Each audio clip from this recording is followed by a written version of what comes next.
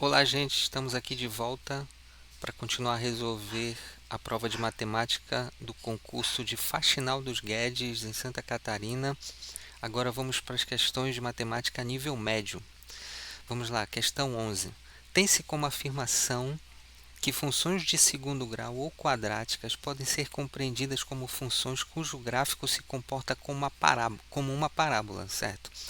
A partir disso, considere a função k de w é igual a arroba w ao quadrado mais 3w menos 4 e analise as assertivas.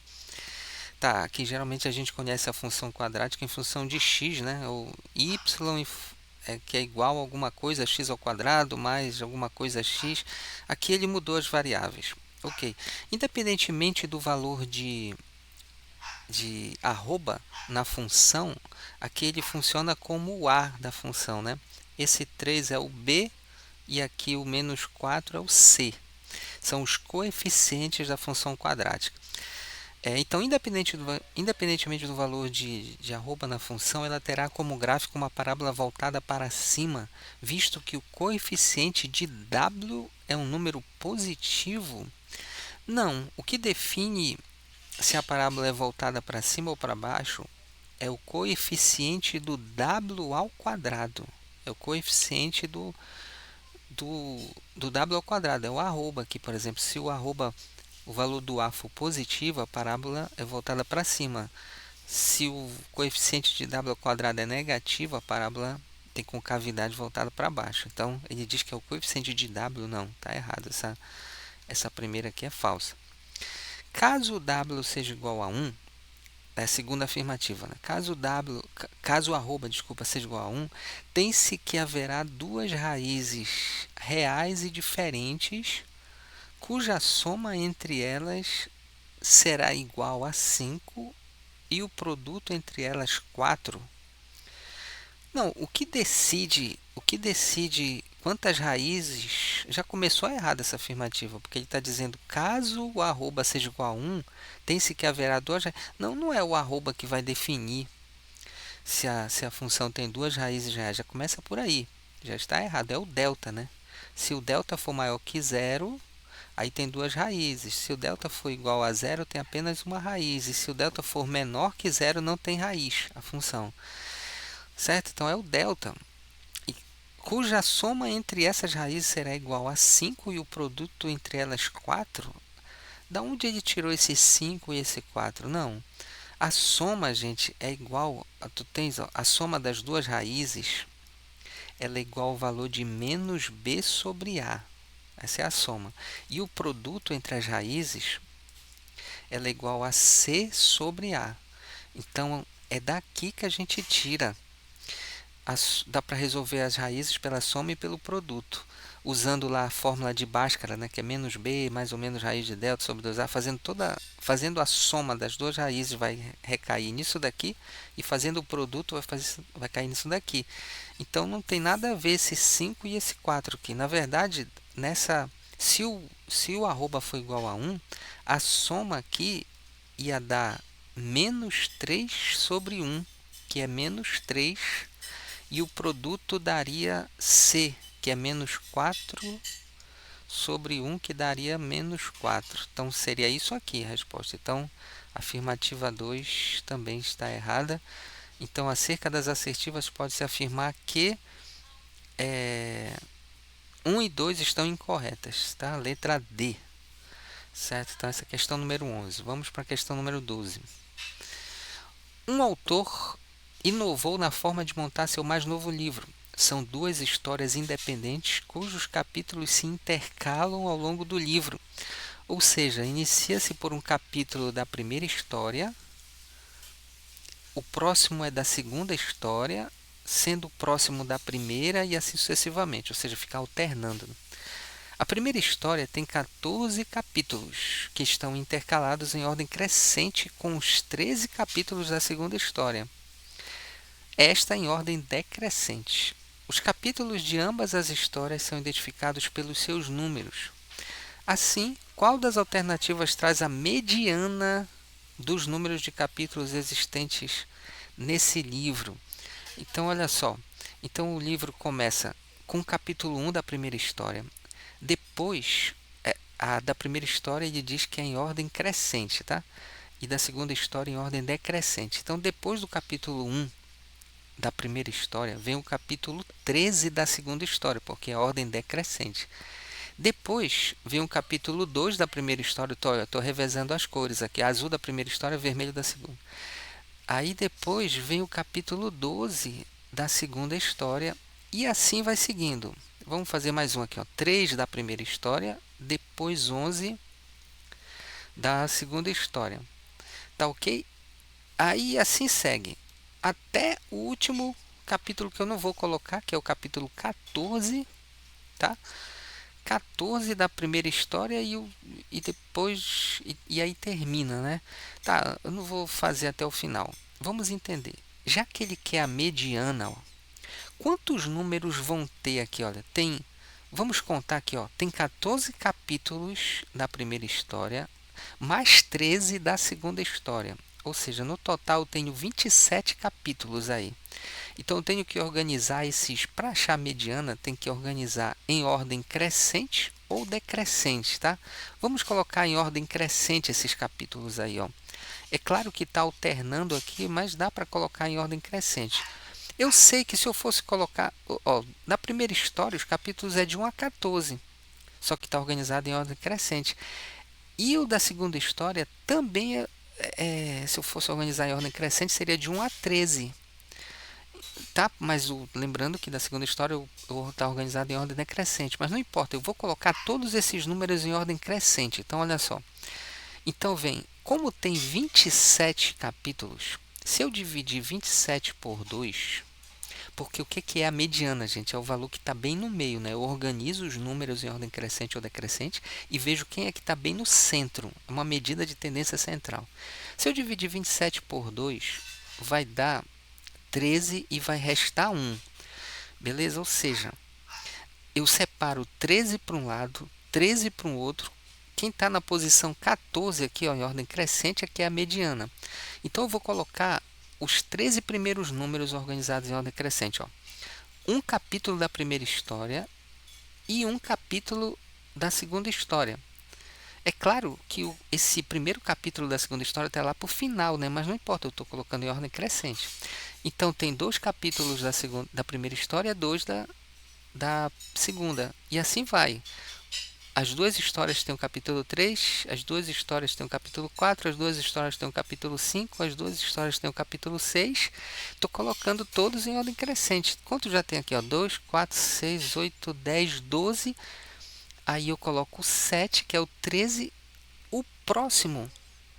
O próximo é a mediana, que é o próprio 7 que da segunda história, o capítulo 7 da segunda história. Nem precisa colocar os outros 13 para cá. Não precisa, vou economizar meu tempo. Eu sei que o valor que está no meio é o 7.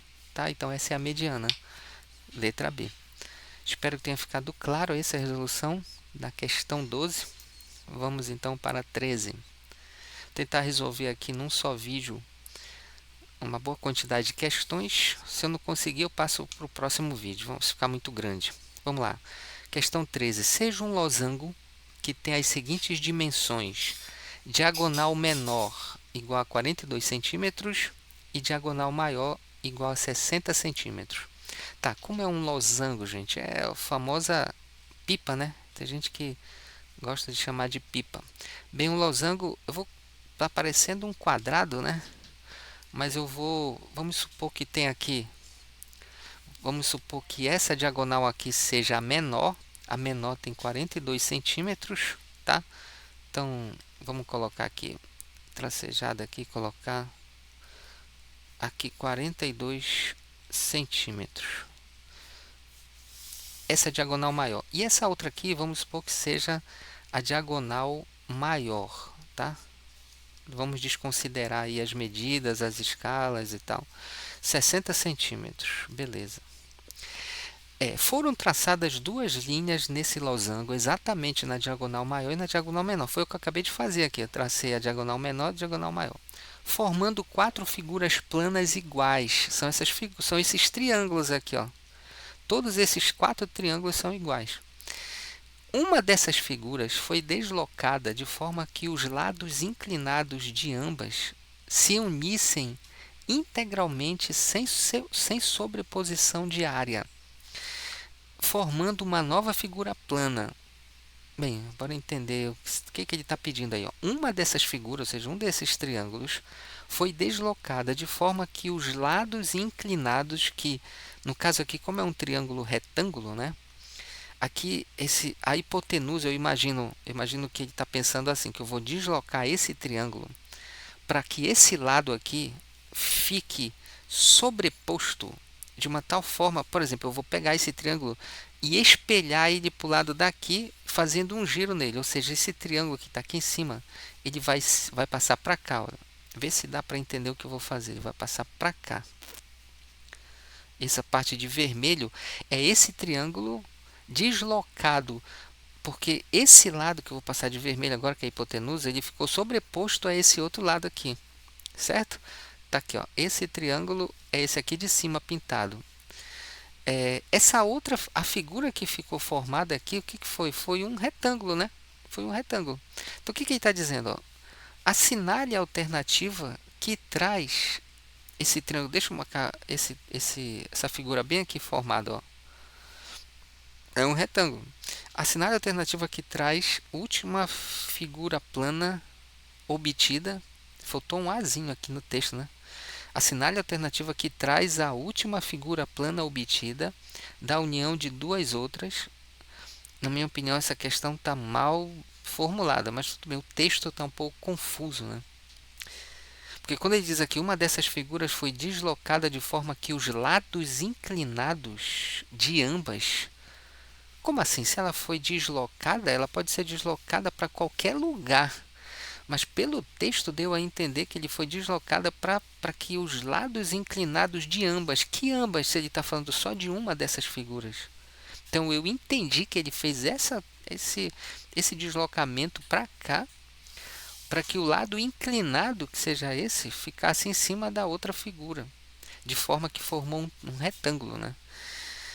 Então aqui, ó, então, pode ser um retângulo ou pode ser um quadrado. Por que não é um quadrado isso aqui? Podia ser a letra A ou podia ser a letra D, essa outra figura formada da união de duas outras. Por que não é por que é um retângulo e não um quadrado? Por causa do tamanho dos lados, ó. Se tudo isso aqui, a diagonal maior é 60, essa metade aqui é 30. É a metade. E se a diagonal menor é 42, a metade aqui, isso aqui é 21. Então, os lados aqui opostos, eles são diferentes, então não pode ser quadrado. Então, eu já marcaria a letra A sem calcular a área de uma dessas figuras restantes que não se uniu. Tá? A figura restante que não se uniu é um triângulo, né? Também, ó. Figura que não se uniu, essa ou essa aqui. Qual é a área de um triângulo desse, ó? Esse triângulo, a base é 21, a base é 21 aqui, ó, e a altura é 30. Como é que calcula a área de um triângulo? Ó? Eu pego 21 vezes 30, base vezes altura, tá certo? Ó, 3, 6, 630 e depois divido por 2. Isso aqui, ó. 630 dividido por 2 dá 315, certo? 315. Só que isso é em centímetros quadrados e ele está pedindo aqui em metros quadrados. Para transformar de centímetro para metro, eu volto 4 casas para a esquerda, então fica 0,0315 metros quadrados. Ó. A vírgula fica antes do 5, 3, 4. Beleza? Então, realmente a área é essa aqui. Então, letra A. Tá ok, gente? Uma questão que eu achei o texto um pouco confusa, mas o gabarito aí deu letra A, tá certo? Então vamos lá para a 14ª. Determinado sensor emite uma luz azulada a cada 75 segundos após o seu acionamento. Um operador humano deve acionar esse sensor e acompanhar algumas das emissões de luz azulada para verificar que está operando adequadamente. Em uma noite, o responsável por ligar o sensor entrou no trabalho às 23h12, ligando-o exatamente às 23 horas 19 minutos e 12 segundos. Qual das seguintes alternativas apresenta o horário exato da 18ª emissão de luz azulada nessa noite? Olha só o que acontece. Determinado sensor emite uma luz azulada a cada 75 segundos após o seu acionamento. Então, quando o responsável lá ligou o sensor, a luz ela não foi emitida automaticamente. Depois que ele ligou, depois de 75 segundos, que a primeira emissão de luz foi emitida, entendeu? A luz azulada foi emitida depois de 75 segundos. Então, como ele acionou o alarme às 23 horas, 19 minutos e 12 segundos, se eu somar isso aqui mais 75 segundos, vamos somar aqui, ó, 75 segundos, ver o que vai dar. Aqui vai dar 87 segundos, 19 minutos, tá? 23 horas, 19 minutos e 87 segundos. Só que 87 segundos passou de 60 segundos, ou seja, 60 segundos é 1 minuto. Então, eu tenho que tirar 60 segundos daqui e emprestar para cá, certo? Então, na verdade, isso aqui vai ficar 23 horas, 20 minutos e tira 60 daqui, fica 27 segundos. Beleza? Então, a primeira emissão de luz aconteceu aqui, ó, em 23 horas, 20 minutos e 27 segundos. Quando é que vai acontecer a 18ª emissão de luz? Então, é uma progressão aritmética, né? Vai aumentando de 70 em 75 segundos, certo? Então, deixa eu puxar aqui para o lado, fazer um rascunho aqui do lado. Então, olha só, a primeira emissão de luz aconteceu, vou colocar assim, ó, aconteceu em 23 horas, aqui, ó, 23 horas, 20 minutos e 27 segundos. Ok. A segunda emissão vai acontecer, deixa eu puxar mais para cá para fazer um negócio aqui. Vai acontecer depois de 75 segundos, tá? Quando eu somar 75 segundos, vai acontecer a segunda emissão, tá? Mas eu não vou somar, eu quero entender qual é o padrão aqui. Aí a terceira emissão de luz vai acontecer depois de mais 75. Ou seja, se eu quiser saber, se eu quiser saber aqui, sabendo só a primeira, se eu quiser saber a terceira, quando é que acontece, eu pego a primeira e somo 2 vezes 75, certo? Para saber a terceira. Seguindo esse padrão, como será a 18ª? Seguindo esse padrão, ó, vai ser a 18ª vai ser a primeira. Olha aí, a lógica é essa aqui, ó. Vai ser a primeira. Coloquei um mais aqui indevidamente. Vai ser a primeira. Aqui é 27 segundos. Somado com o quê? Somado com 75 vezes 17 vezes. Por que 17? É 1 a menos que 18. Porque olha só, para achar a terceira, olha, para achar a segunda, eu pego a primeira, o horário da primeira emissão e somo apenas uma vez 75. Para achar a terceira, olha, isso aqui é para achar a segunda. Para achar a terceira, eu pego a primeira e somo 2 vezes 75. Ó. 2 vezes 75. Se eu quisesse achar a quarta, eu pegaria a primeira e somava 3 vezes 75. E assim por diante. Se eu quero achar a 18, eu vou pegar a primeira e somar 17 vezes 75. Beleza? Então, bora fazer essa multiplicação aqui. Ó. 7 vezes 5, 35, vão 3. 7 vezes 7, 49, com 3, 52. E 1 vezes 75, dá o próprio 75. Somando, dá 1.275 segundos. Tá? 1.275 segundos. Só que eu vou somar com esses 27 segundos que tem aqui no final. Ó. Somando, dá 12, vai 1, 10, vai 1. Tá? 1.302. Tá, deu 1.000. Vamos ver se eu fiz tudo certo aqui. 40, 35 vão 3, 52, 75. Ok. Agora eu vou pegar esse 1302 e aí eu vou dividir por 60, tá certo? Olha só, porque eu sei que 60 segundos tem 1 minuto, porque eu quero ver quantos minutos tem aqui, para eu poder é, emprestar lá para os minutos. 130 dividido por 60 dá 2, 2 vezes 60, 120, sobra 10, baixo 2, 102 dá 1, 1 vezes 60, 60, para 102 sobra 42. Então, olha o que acontece. 1302 segundos é 21 minutos mais 42 segundos. É o que restou, né? 42 segundos. Beleza, então, eu vou emprestar aqui, ó. Eu vou emprestar 21 minutos e vai sobrar 42 segundos aqui. Eu já somei com 27, tá? Então, deixa eu apagar aqui, ó. A conta que eu estou fazendo é a seguinte. Eu somei com esses 27 segundos, deu 1302. Aí dividi por 60 e deu 21 minutos e 42 segundos. Beleza? Então, vai acontecer o seguinte. Eu vou pegar aqui, então, 23 horas. Eu vou somar com, aliás, aqui eu vou somar só com 21 minutos, que deu a divisão. E já deu, porque eu já somei com 27, eu não vou somar mais com 27, já tá dando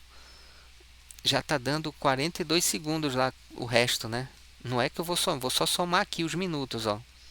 Somando os minutos vai dar 23 horas, 41 minutos e 42 segundos.